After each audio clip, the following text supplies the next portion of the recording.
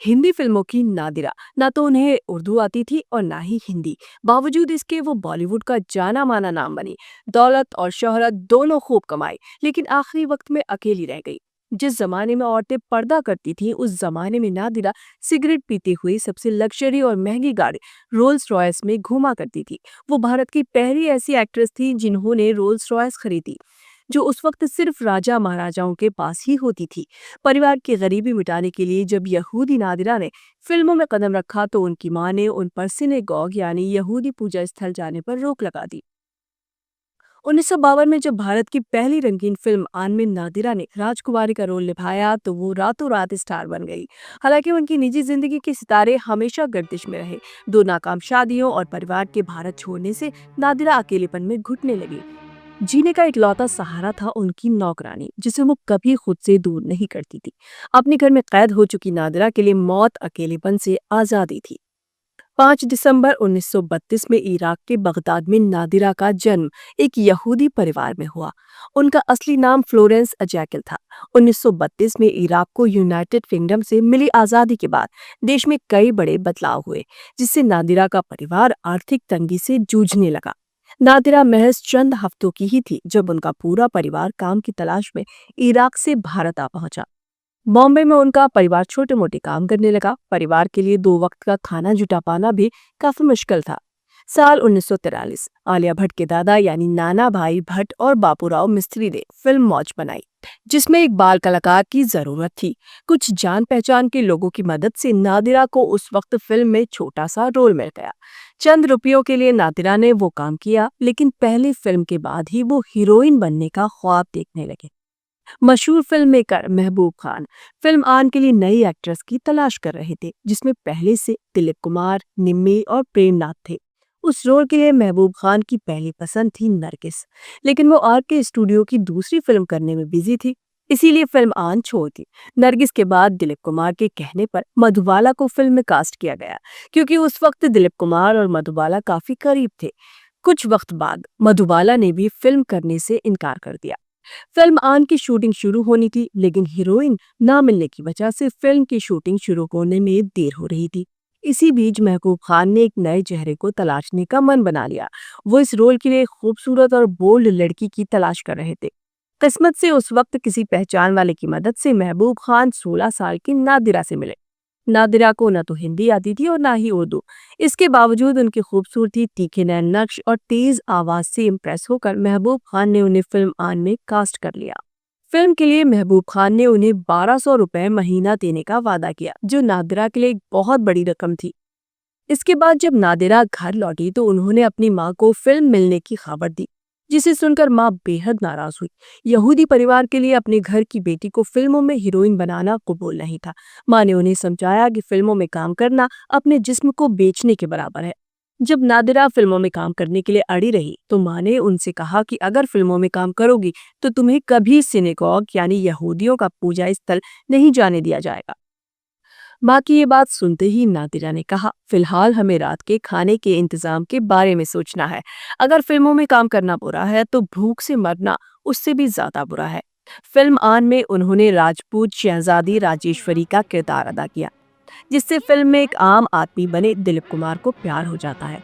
दिलीप कुमार ने ही नादिरा की मदद की, फिल्म की शूटिंग के दौरान उन्हें हिंदी सिखाई और सही ढंग से डायलॉग डिलीवरी की तरकीब बताई। फिल्मों में आने से पहले नादिरा ने सिर्फ एक ही फिल्म देखी थी, जो 1947 में आई दिलीप कुमार की अंदाज थी। 3 महीने में फिल्म आन की शूटिंग पूरी होते ही वादे के मुताबिक महबूब खान ने नादिरा के हाथ में 3600 रुपए थमा दिए।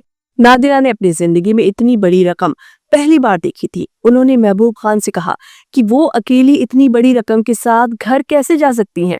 उन्हें अपनी और अपने रुपयों की हिफाजत के लिए किसी की मदद चाहिए। जरा सोचिए, तब 3600 रुपए के क्या मायने थे। महबूब खान की मदद से ही नादिरा उस रकम को लेकर घर गईं।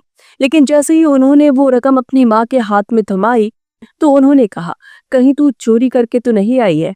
नादिरा ने माँ को समझाया कि ये रकम उन्हें फिल्म में काम करने की तनख्वाह के तौर पर मिली है। उन रुपयों से सबसे पहले तो उनकी माँ ने राशन खरीदा और फिर भरपेट खाना खाया। 3600 रुपए 50 के दशक में क्या अहमियत रखते थे, इस बात का अंदाजा इसी से लगाइए कि उन रुपयों की हिफाजत के लिए माँ बेटी रात भर जागती रही 1952 में रिलीज हुई फिल्म आन में नादिरा ने एक मॉडर्न जिद्दी शहजादी के दमदार किरदार की ऐसी गहरी छाप छोड़ी कि रातों रात उन्हें स्टार का दर्जा मिल गया। हॉलीवुड के मशहूर फिल्म मेकर सेसिल बी मिली ने फिल्म रिलीज के बाद महबूब खान को खत लिखकर दिलीप कुमार, निम्मी, नादिरा की एक्टिंग और फिल्म की खूब तारीफ की। फिल्म आन के बाद नादिरा को लगातार नगमा, वारिस, डाक बाबू, रफ्तार, जलन जैसी फिल्मों में बतौर लीड हीरोइन काम मिलने लगा। नादिरा की पॉपुलैरिटी निम्मी और मधुबाला के बराबर थी। नादिरा इस कदर खूबसूरत थी कि जहां भी जाती वहां भीड़ इकट्ठा हो जाती। फिल्मों से पैसा कमाकर नादिरा ने सबसे पहले अपनी मां के लिए सोने के जेवर और घर के लिए फर्नीचर खरीदा। फिल्म दर फिल्म उनको मिलने वाली फीस बढ़ती गई और देखते ही देखते नादिरा की गिनती हिंदी सिनेमा की सबसे रईस एक्ट्रेसेस में होने लगी। महंगे डिजाइनर कपड़े, कीमती गहने और गाड़ियों का काफिला। पॉपुलैरिटी के मामले में नादिरा उस जमाने के हीरो को भी कई दफा मात दे दिया करती थी। लग्जरी जिंदगी जीते हुए नादिरा ने गाड़ियों का बड़ा कलेक्शन जमा कर लिया।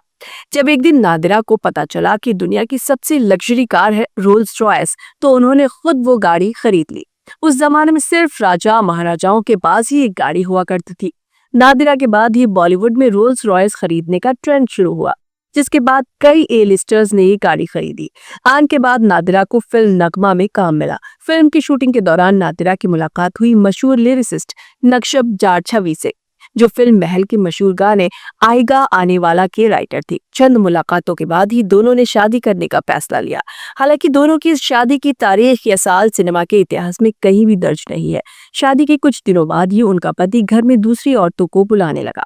शादी का एक हफ्ता ही गुजरा था कि पति की रंगीन मिजाजी से नाखुश नादिरा ने एक जोड़ी कपड़े में ही घर छोड़ दिया। नक्शब ने कई बार नादिरा को मनाने की कोशिश की, लेकिन नादिरा कभी घर नहीं लौटी। आखिरकार 1960 में नक्शब खुद पाकिस्तान जाकर बस गए।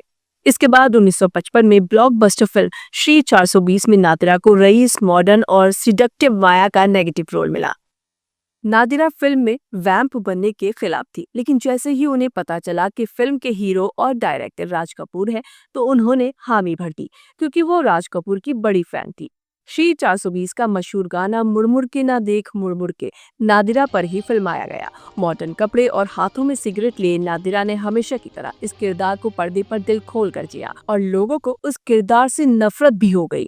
नेगेटिव रोल में नादिरा इस कदर रम गई कि श्री 420 के बाद नादिरा को कभी हीरोइन का रोल ही नहीं मिला। जो भी फिल्म मिलती उसमें उन्हें वैम्प का रोल ही मिलता, जबकि नादिरा हमेशा पॉजिटिव रोल्स ही करना चाहती थी। कुछ वक्त तक तो नादिरा वैम्प के किरदारों के लिए इनकार करती रही, लेकिन जब कोई दूसरा रोल नहीं मिला तो जिंदगी की गाड़ी आगे बढ़ाने के लिए उन्होंने वो रोल्स मंजूर कर लिए। नई हीरोइनों और वैम्प के आने से नादिरा का स्टारडम, उनकी पॉपुलैरिटी धुंधली पड़ने लगी। फिर किसी तरह छोटे मोटे रोल निभाते हुए हिंदी सिनेमा से उन्होंने अपना रिश्ता जोड़े रखा। पहली नाकाम शादी के कुछ सालों बाद नादिरा ने अरब ओरिजिन के एक शख्स से दूसरी शादी की। वो शख्स कौन था, नाम क्या था, ये कोई नहीं जानता। दूसरे पति का जिक्र नादिरा ने खुद एक इंटरव्यू में किया था। उन्होंने बताया था, दूसरा पति बेहद आलसी था। हर आम औरत की तरह मेरी भी अपने पति से कुछ उम्मीदें थी। उस शख्स को पालना और उसका खर्चा उठाना मेरे लिए मुनासिब नहीं था, इसलिए मुझे उसे छोड़ना पड़ा। नादिरा से अलग होने के बाद उनका दूसरा पति भी अरब लौट गया। पति के जाने के बाद नादिरा ने फिर हिंदी सिनेमा का रुख किया और साल में 1 से 2 फिल्में करती रहीं।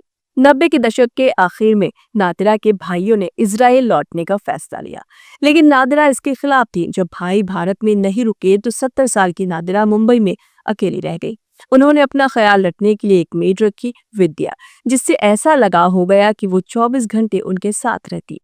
अपने छोटे से आशियाने को उन्होंने कई सारी पुरानी तस्वीरों और किताबों से सजाया।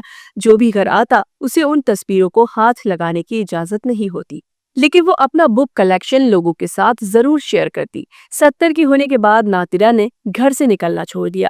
24 जनवरी 2006 को हार्ट अटैक आने से नादिरा की मेट ने उन्हें अस्पताल भर्ती करवाया, जहां वो पैरालाइज्ड हो गई। 9 फरवरी 2006 में 73 साल की उम्र में नादिरा ने मुंबई के भाटिया हॉस्पिटल में दम तोड़ दिया।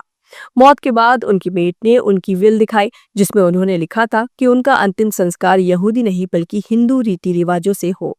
यहूदी फेडरेशन के चेयरमैन सोलोमन एफ सोफर ने उनकी आखिरी इच्छा का विरोध करते हुए कहा था, नादिरा बेहद धार्मिक महिला थी।